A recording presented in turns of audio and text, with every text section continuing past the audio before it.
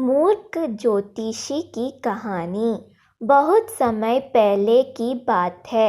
एक गांव में एक ज्योतिषी रहा करता था।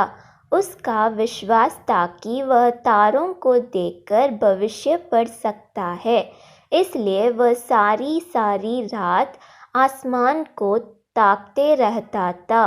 गांव वाले के सामने भी वह अपनी इस विद्या के बारे में डिंगे हंका करता था।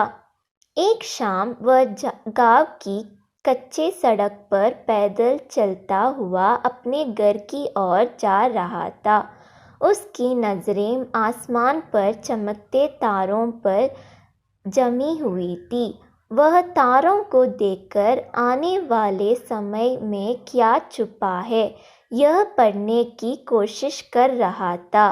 तभी अचानक उसका पैर कीचड़ से भरे एक गड्ढे पर पड़ा और वह गड्ढे में जा गिरा। वह कीचड़ में लथपथ हो गया और किसी तरह गड्ढे से बाहर निकलने के लिए हाथ पैर मारने लगा, लेकिन एड़ी चोटी का जोर लगने के बाद भी वह गड्ढे से बाहर नहीं निकल पाया। सारी कोशिश बेकार जाती देख वह सहायता के लिए चिल्लाने लगा। उसकी चिल्लाने की आवाज़ सुन कुछ लोग दौड़ चले आए। उन्होंने उसे गड्ढे में गिरे देखा तो समझ गए कि आदतवश वह आसमान में तारों को देखकर भविष्य को समझने लगा हुआ होगा और सड़क का गड्ढा उसने नहीं देखा होगा। उन्होंने उसे बाहर निकाला और बोले, तुम आसमान में तारों को देखकर भविष्य पढ़ते रहते हो और तुम्हें यही नहीं पता कि तुम्हारा पैरों तले क्या है। भविष्य की तलाश में मत भटका, जो सामने है उस पर ध्यान दो।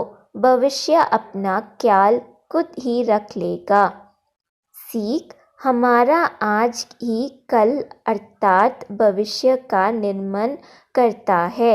इसलिए भविष्य की चिंता छोड़कर आज पर ध्यान केंद्रित कर कर्म करो।